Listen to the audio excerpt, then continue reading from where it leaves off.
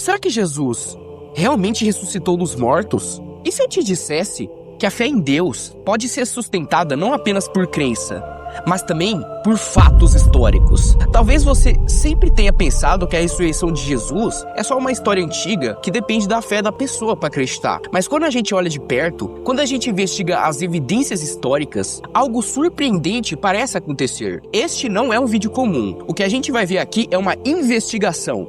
Argumentos, dados e registros históricos que podem transformar a forma como você enxerga o cristianismo. E este é só o começo. Este é o primeiro episódio de uma série de vídeos onde eu vou mostrar, passo a passo, que crer em Deus é não apenas possível, mas a explicação mais racional. Hoje, a gente começa com o centro de tudo, a ressurreição de Jesus. O acontecimento que talvez possa provar que o cristianismo é a verdade.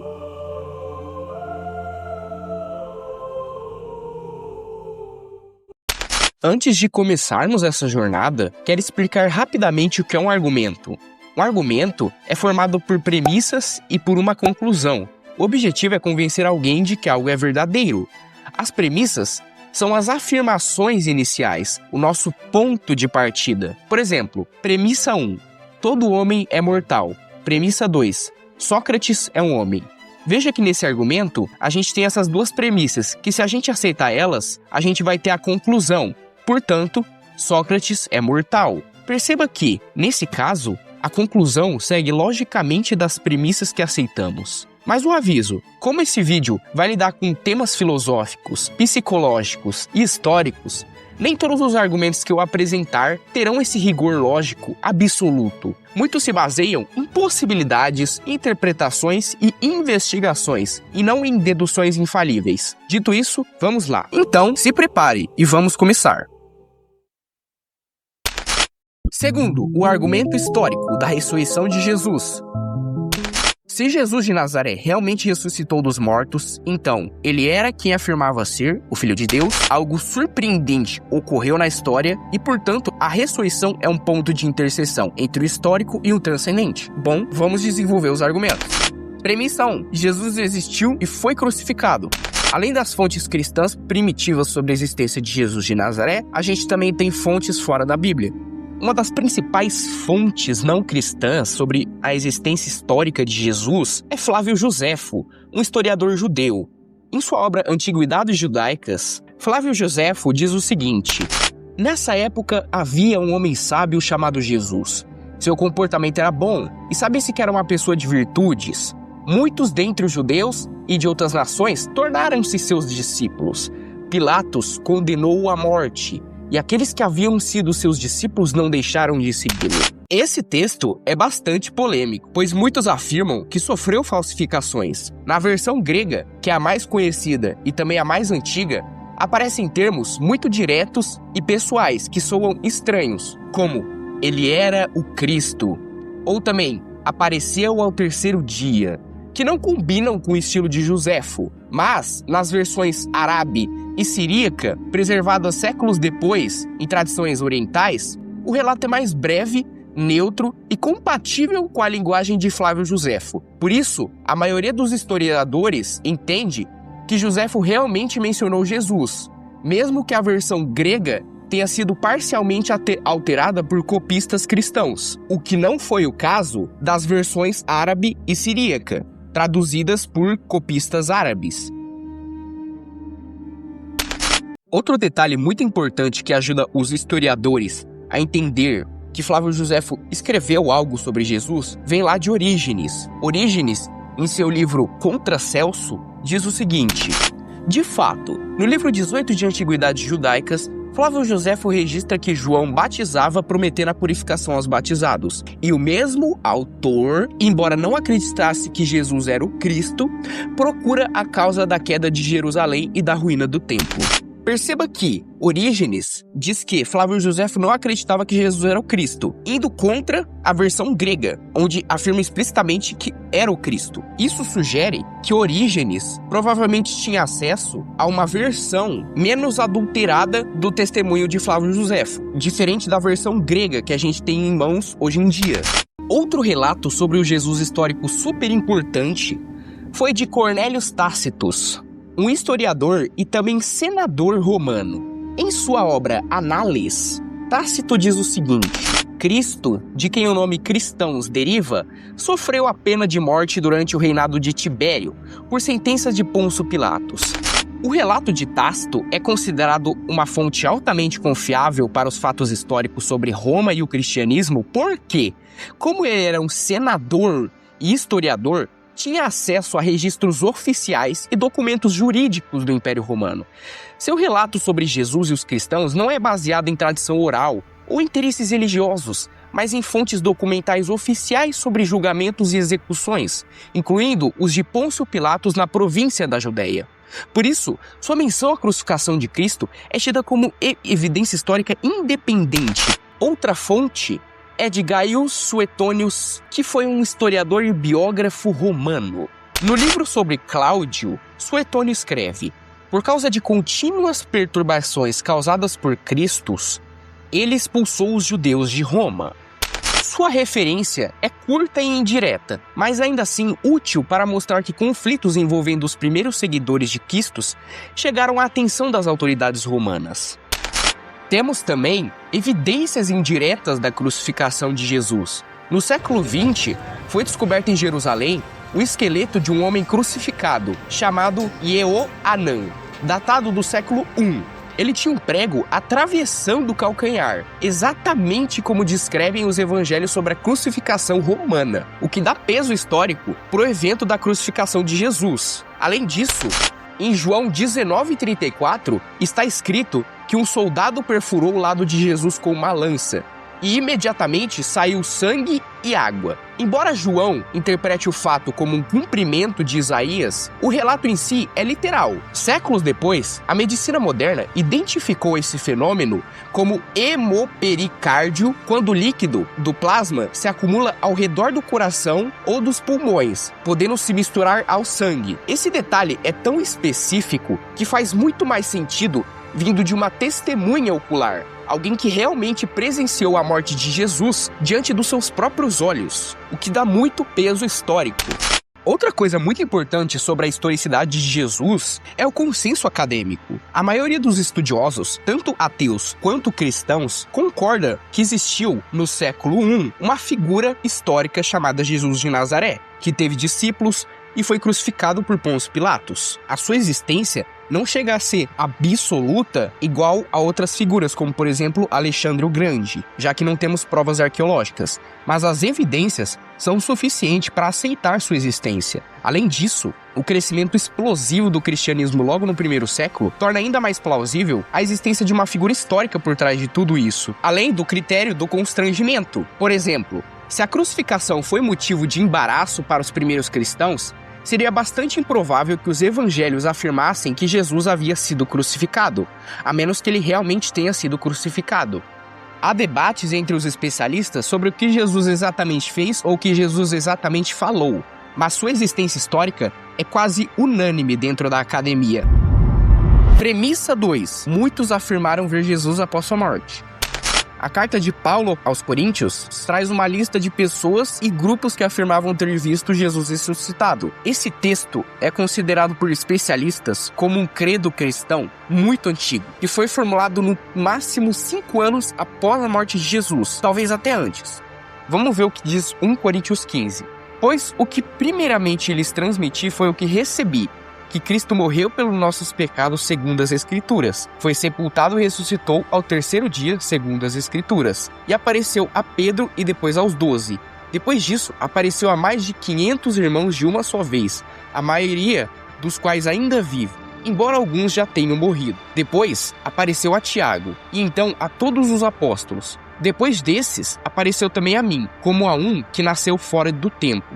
Paulo recebeu esse credo pouco tempo depois de sua conversão e o repassou aos Coríntios, na carta de Coríntios. Paulo viajou a Jerusalém por volta de 35 depois de Cristo, segundo o livro de Gálatas 1:18, encontrando-se com Pedro e Tiago. É aí que, segundo muitos estudiosos, ele provavelmente recebeu o credo que aparece em 1 Coríntios 15. E é aí que está o ponto.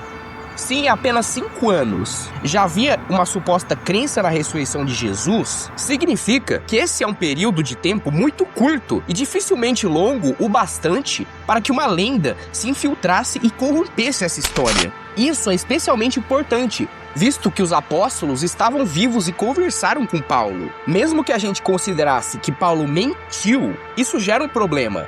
Por quê? A carta de Coríntios foi escrita em apenas 24 anos após a crucificação. Nessa época, ainda havia pessoas vivas, inclusive pessoas que foram citadas no credo de 1 Coríntios 15. Se fosse tudo uma mentira, essas pessoas teriam desmentido Paulo na cara dura. Havia cristãos o bastante por aí que poderiam ter corrigido os escritos de Paulo se ele estivesse errado. Mas não temos nenhum registro de correções nem contestações à morte, ao sepultamento e à crença na ressurreição de Jesus. Não só isso, mas se a gente considerasse que Paulo é realmente um mentiroso, nem Pedro nem Tiago teriam aceitado ele como um líder do cristianismo primitivo. Isso não significa que Jesus realmente ressuscitou, só que os primeiros cristãos realmente tinham a convicção de tê-lo visto após a sua morte. Outras evidências históricas, como a transformação radical dos discípulos e o martírio de alguns deles, reforçam essa conclusão. Não há explicação mais razoável para a origem da fé cristã do que o fato de que essas pessoas sinceramente acreditavam ter tido experiências com Jesus ressuscitado. Então a explicação mais simples é que haviam pessoas que realmente acreditavam ter visto algo. Não sabemos como, mas manteram convicção e espalharam a mensagem muito rapidamente. Premissa 3. Os seguidores estavam dispostos a morrer pela crença na ressurreição. Bem, um dos principais mártires cristãos e mais atestados que temos é o de Tiago, irmão de Jesus. Flávio Joséfo, na sua obra Antiguidades Judaicas, parágrafo 200, diz que o sumo sacerdote Anano convocou o sinédrio e trouxe diante dele o irmão de Jesus, chamado Cristo, de nome Tiago, e alguns outros. Acusando-os de transgredirem a lei, entregou-os para serem apedrejados.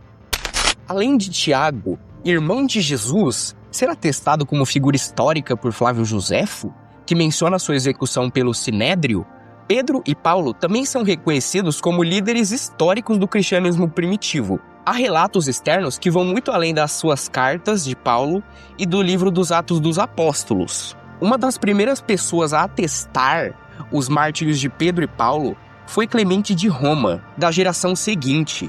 Em sua primeira epístola aos Coríntios, Clemente diz o seguinte: fixemos nossos olhos sobre os valorosos apóstolos. Pedro, que por ciúme injusto não suportou apenas uma ou duas, mas numerosas provas, e depois de assim render testemunho, chegou ao merecido lugar da glória. Por ciúme e discórdia, Paulo ostentou o preço da paciência. 7 vezes acorrentado, exilado, apedrejado, missionário no Oriente e no Ocidente, recebeu a ilustre glória por sua fé. Ensinou a justiça no mundo todo e chegou até os confins do Ocidente, dando testemunho diante das autoridades. Assim, deixou o mundo e foi buscar o lugar santo, ele que se tornou o mais ilustre exemplo de paciência. Logo no século II, já havia circulado a tradição dos mártires. Outros personagens, como Dionísio de Corinto e Inácio de Antioquia, também são testemunhos independentes acerca do mártírio de Pedro e de Paulo. Apesar desses personagens não citarem detalhes específicos dos mártires, quem fez isso foram outros. Apesar de serem padres da igreja, eles relatam que Pedro e Paulo teriam morrido em Roma na década de 60 d.C. Isso faz muito paralelo com os relatos de Tácito e Suetônio, que também diziam que, nessa mesma época, houve mártírio cristão em Roma. Apesar de não citar nome, tem um forte paralelo. Isso é aceito por muitos estudiosos, até mesmo céticos. Então sim, é razoável acreditar que houve mártires dos primeiros cristãos, sendo que esses primeiros cristãos afirmavam com convicção que tiveram experiências com Jesus após sua morte. Pessoas geralmente mentem para levar vantagem. Se Pedro, Paulo, Tiago e outras pessoas estivessem mentindo, eles saberiam disso. Mas agora, quem morre pela própria mentira inventada? Pessoas podem até morrer por algo que sabem ser verdade, mas ninguém morre por algo que sabe ser mentira. E diferente de outros mártires ao longo da história, esses mártires de Pedro, Paulo, Tiago e muitos outros não foram uma crença herdada, mas sim uma experiência vivenciada. Isso não prova que o que eles viram aconteceu mesmo, mas prova que eles tinham convicção disso. E essa convicção precisa de uma explicação. Uma vez que a gente está tentando buscar resposta nesse argumento, a gente percebe que essa convicção exige uma explicação. Será que essa convicção dessas pessoas foi tudo uma alucinação? Ou será que algo surpreendente aconteceu?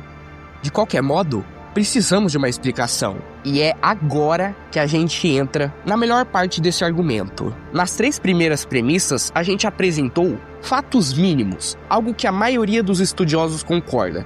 Mas, a partir de agora, vamos analisar, por lógica e por observação dos dados, qual é a melhor explicação diante disso tudo. Então, vamos lá. Premissa 4. As alternativas naturais são insuficientes. E se tiver uma explicação alternativa a tudo isso que aconteceu? Vamos analisar as opções. Opção A. Alucinações coletivas? Uma das principais propostas para explicar todos esses fatos, segundo os céticos, é a aplicação da teoria psicológica da dissonância cognitiva. Segundo essa abordagem, quando expectativas fortemente mantidas são frustradas, os indivíduos tendem a reinterpretar os fatos de forma a preservar sua convicção original. Aplicada ao cristianismo primitivo, os discípulos eles tinham uma expectativa messiânica muito forte. Eles acreditavam que Jesus realmente restauraria Israel. Só que a crucificação destruiu essa expectativa. Isso gerou uma dissonância interna, porque a realidade de ter visto ele morto era incompatível com a crença. Para reduzir essa tensão, eles reinterpretaram o evento e começaram a enxergar a morte como plano de Deus. E é aí que então surgiram experiências subjetivas. Diante de luto e de traumas, eles começaram a ter sonhos, lembranças, estados de êxtase, experiências, alucinações. E assim eles teriam, de alguma forma, visto ele ressuscitar. Essas visões foram tomadas como prova de que ele estaria vivo, e o grupo passou a proclamar que ele havia ressuscitado. Essa parece uma abordagem muito interessante, mas vários estudiosos cristãos já conseguiram contestar ela. O estudioso cristão Nicholas Thomas Wright contesta fortemente essa ideia. O ponto dele é que, no contexto judaico do século I, ver um morto não significava que ele ressuscitou, mas sim que ele estava morto e seu espírito apareceu. Ou seja, não foi uma ressurreição, foi um fantasma que eles teriam visto. Então, algo a mais teria acontecido para gerar a crença em uma ressurreição corporal. Visões de mortos estavam sempre associadas a espíritos e fantasmas, e nunca a uma ressurreição corporal. Assim, Wright argumenta que uma mera visão de Jesus nunca levaria à crença sem precedentes de que Jesus era um corpo fisicamente ressuscitado. Nenhuma expectativa messiânica dos judeus do Segundo Templo poderia ter produzido espontaneamente a crença na ressurreição corporal de um Messias crucificado. Se os discípulos tivessem apenas visões de Jesus, isso jamais teria levado à crença de que ele tinha ressuscitado fisicamente. No máximo, eles teriam visto Jesus como um espírito exaltado. Portanto, as experiências dos discípulos não podem ser reduzidas a meras visões. Eles proclamam algo muito mais radical, que Jesus ressuscitou de verdade com o corpo físico. Wright critica a teoria da dissonância cognitiva. Ele diz que essa teoria está amplamente desacreditada, pois ninguém daquela época esperava que o Messias crucificado ressuscitasse, porque isso era um sinal de fracasso. No judaísmo do século I, esperava-se uma ressurreição geral de muitas pessoas no fim dos tempos, não de um indivíduo isolado no meio da história. Fantasmas ou espíritos podiam ser vistos como aparições de mortos, mas isso confirmaria que a pessoa continuava morta, não que vivia em um corpo glorificado. Quando Simão Bar Corba, um suposto líder messiânico, foi morto por romanos em 185 d.C., ninguém saiu por aí dizendo que ele era o Messias, afinal. Além dessa crítica de Wright, existem outros 2 problemas que tornam improvável a hipótese de uma dissonância cognitiva. O segundo problema é a conversão dos céticos. Geralmente, a dissonância cognitiva vai acontecer em quem já espera, quem já tem tendência de ver algo, quem já quer ver algo. Mas como explicar pessoas como Paulo e Tiago? Essa ideia também não explica porque Tiago, que duvidava de Jesus, se converteu, nem porque Paulo, que era um perseguidor dos cristãos, mudou completamente. O testemunho de pessoas céticas diminui drasticamente a chance da teoria da dissonância cognitiva. E o terceiro problema que a gente pode apontar é o túmulo vazio. Mesmo se a gente admitir a dissonância cognitiva, o túmulo vazio permanece um problema. O túmulo vazio não é só um detalhe que é atestado pelos evangelhos. Existe todo um raciocínio por trás disso. Os cristãos foram perseguidos por quase 2 séculos. Apenas 30 anos após o surgimento do cristianismo, o imperador romano Nero já estava perseguindo brutalmente os cristãos em Roma. Existiam vários e vários inimigos do cristianismo, e todos eles tinham o poder e o interesse em desmentir isso. Um corpo no túmulo teria bastado para desmentir todo o movimento cristão primitivo. Além disso, se fosse lenda essa história de túmulo vazio, os discípulos não teriam usado mulheres como primeiras testemunhas, já que o testemunho feminino não era levado a sério naquela época. Lá nos evangelhos, está escrito que as primeiras pessoas a descobrirem que o túmulo estava vazio eram mulheres. Mulheres foram no túmulo e viram que ele estava vazio. Agora, quem inventaria uma mentira que prejudicasse a si mesmo? Pessoas mentem para levar vantagem. Os discípulos poderiam ter falado que o rei de Roma poderia ter ido lá no túmulo. Mas não, foram simples mulheres. Naquela época, o testemunho feminino não tinha peso em tribunais judaicos. Opção B, lenda progressiva. A hipótese da lenda progressiva tenta explicar a fé na ressurreição de Jesus como um mito que cresceu com o tempo. Segundo ela, os primeiros seguidores teriam apenas uma experiência subjetiva ou uma ideia teológica válida, que, ao longo de décadas, virou a narrativa rica que lemos nos evangelhos. Apesar dos historiadores céticos concordarem que o credo de 1 Coríntios 15 é autêntico e muito precoce, para eles isso não implica automaticamente que outros elementos não tenham sido lenda posterior. Uma das ideias é que, talvez, uma das primeiras interpretações fosse simbólica. No início, o que se falava não era de uma ressurreição física e histórica, mas de uma exaltação espiritual. Jesus teria sido vivificado em Deus. Ele continuaria vivo na memória da comunidade. Ou ele estaria ressuscitado no coração dos discípulos. Detalhes posteriores a essa ideia, como por exemplo uma ressurreição física, um túmulo vazio, as aparições físicas, o abraço que ele teria dado nos discípulos, os diálogos, a refeição que ele teve com os discípulos após a sua morte, até mesmo o testemunho de 500 pessoas de uma só vez, lá no credo de 1 Coríntios 15, que é vista como possível invenção paulina ou pelo menos uma hipérbole. Talvez não fossem 500, poderia ser um símbolo esse número. E muitos outros elementos que teriam sido adições posteriores. Ou seja, a fé em um Jesus ressuscitado teria começado de forma vaga, e os evangelhos mais tardios foram engordando a narrativa com lendas. Quem defende essa hipótese geralmente mistura ela com a hipótese da dissonância cognitiva. A junção de lenda progressiva com dissonância cognitiva faria com que o evento da ressurreição tivesse uma explicação natural, tirando a necessidade de um milagre real. O ponto central é que, para funcionar, essa hipótese exige tempo. Tempo para que testemunhas morram, para que memórias se destruam e para que comunidades sem verificação externa transformem um núcleo em epopeia. Um dos problemas apontados pelos estudiosos cristãos desse argumento são as testemunhas oculares e a preservação de memória. Richard Bauckham, um especialista cristão, mostrou que os evangelhos preservam nomes e detalhes ligados a testemunhas específicas, como Simão de Cirene, Bartimeu e as Marias, e também José de Arimateia. Na época onde esses livros foram escritos, essas pessoas ainda estavam vivas. Isso não é um folclore, mas uma história. As pessoas citadas podiam confirmar ou negar o que se dizia. Isso é improvável para uma lenda elaborada. Outro ponto que essa hipótese da lenda progressiva falha são os elementos embaraçosos. Inventores de mitos tendem a criar histórias que favorecem sua causa. Porém, nos evangelhos a gente encontra elementos que atrapalham.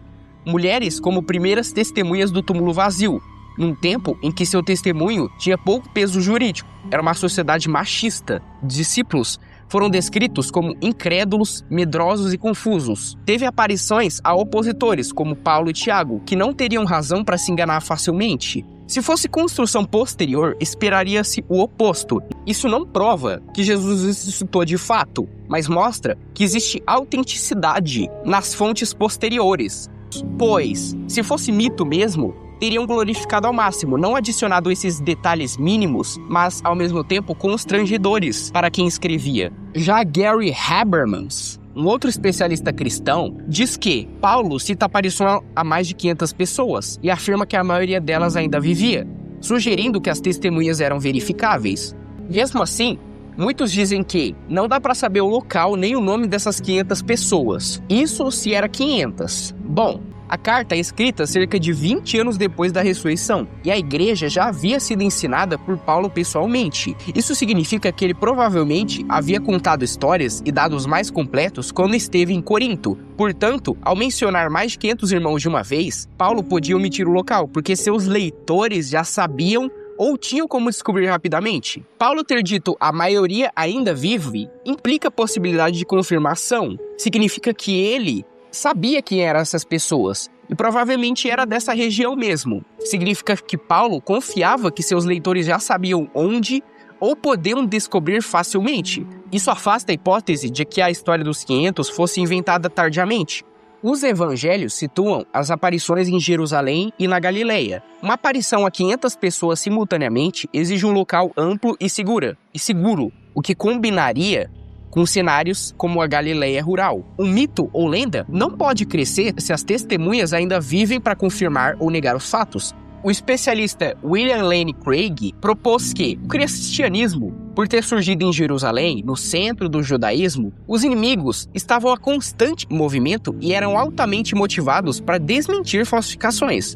A ideia da lenda progressiva depende que as histórias foram sendo adicionadas de forma gradual e controlada, em um período relativamente longo, para que versões mais ricas fossem produzidas e aceitas. Isso normalmente requer isolamento geográfico e social para que as versões originais não sejam contestadas e possam evoluir sem ser corrigidas. Porém, o contexto histórico não favorece esse cenário. Cerca de 30 anos após a crucificação, já havia cristãos ativos em Jerusalém, Corinto, Roma e várias outras cidades do Império Romano. Esses grupos já estavam causando uma baita dor de cabeça para o imperador Nero. 30 anos é um período relativamente curto. Na história, até 60 anos é considerado um período curto. Não havia isolamento para a tradição, e sim contato constante entre grupos cristãos e seus opositores, que teriam interesse em desmentir essas invenções. Esse fato dificulta a hipótese, porque se as narrativas mais enriquecidas tivessem sido criados lentamente, os inimigos e críticos do cristianismo teriam tido múltiplas oportunidades de contestar e refutar as histórias. A propagação rápida e dispersa dos cristãos e a visibilidade deles em centros como Roma indica que a história da ressurreição já era conhecida.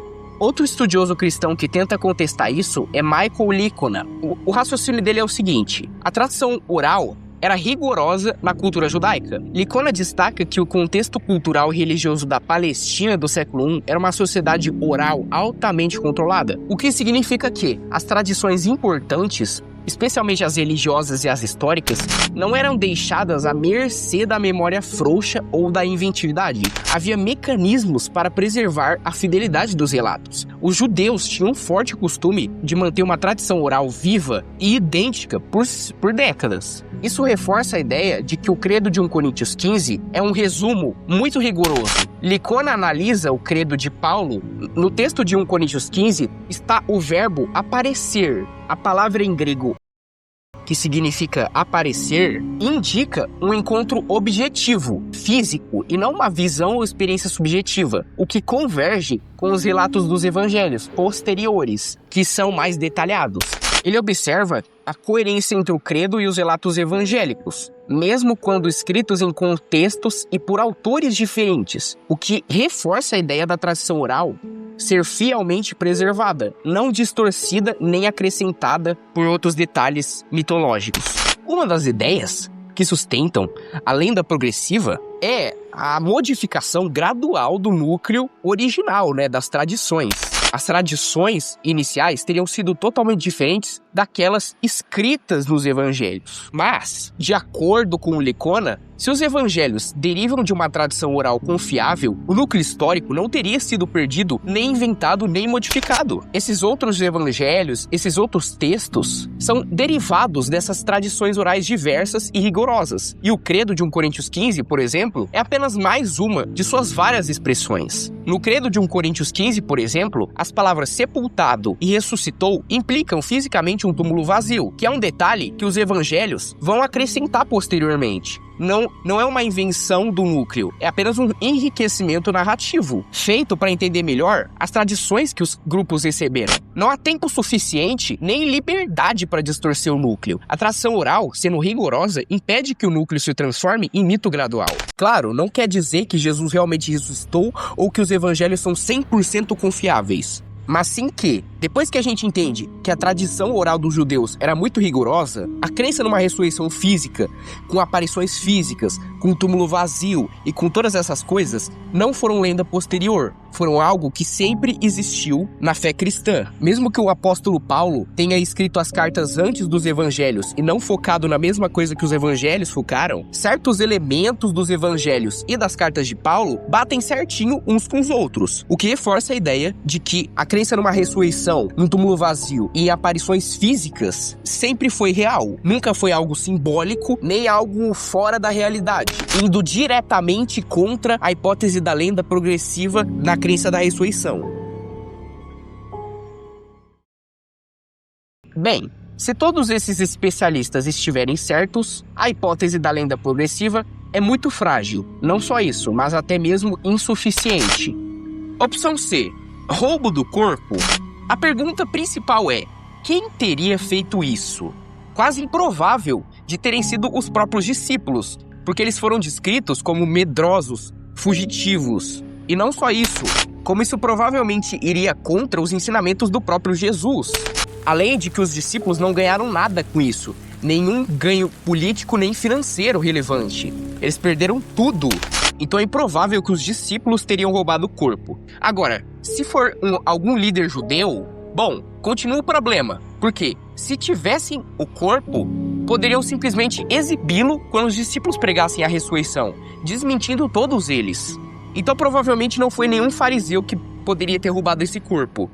Romanos não tinham o menor interesse nisso. Qualquer outra alternativa, seja algum cidadão normal ou algum pagão, também seria muito improvável. O túmulo estava selado. Para violar ele, isso demoraria muito tempo e teria que ter uma baita oportunidade. Senão, os ladrões seriam percebidos rapidamente pelos guardas romanos, uma hora ou outra, e iam acabar sendo punidos. Portanto, é muito improvável o corpo ter sido roubado. Não havia motivação de ninguém. Opção D. Desmaio? Alienígenas? Há algumas pessoas que acreditam que Jesus apenas tenha desmaiado, ou que ele foi um alien. Só que como a gente viu lá atrás, em João 19:34, a gente tem quase que um relato clínico da morte de Jesus, confirmando não só que ele estava morto, mas que ele era um homem. Opção E. Enganação dos discípulos? Essa hipótese se baseia em 2 pontos. O primeiro é que provavelmente o túmulo vazio que as mulheres encontraram não era o de Jesus, ou seja, houve uma confusão. Elas confundiram o túmulo.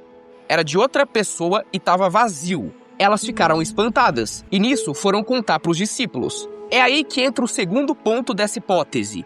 Provavelmente algum charlatão deve ter ouvido esse boato e se passado pelo Jesus ressuscitado para enganar os discípulos propositalmente, querer pregar uma peça neles. E como os discípulos, a maioria deles estava em luto, se caso esse impostor tivesse se vestido bem, ou no mínimo parecido com Jesus, ele poderia ter enganado os discípulos. Então tudo isso que aconteceu teria sido uma peça pregada.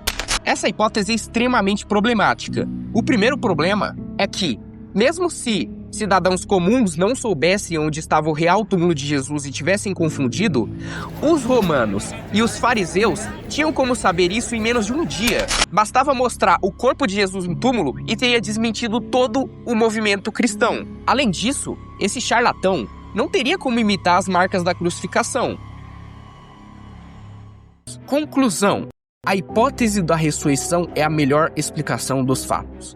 Isso não prova diretamente que a ressurreição é um fato inegável, mas mostra que a hipótese mais plausível historicamente é a hipótese da ressurreição de Cristo, mesmo que vá contra o naturalismo. Se você assume que o naturalismo não é 100% verdadeiro, então é válido crer na hipótese da ressurreição de Cristo.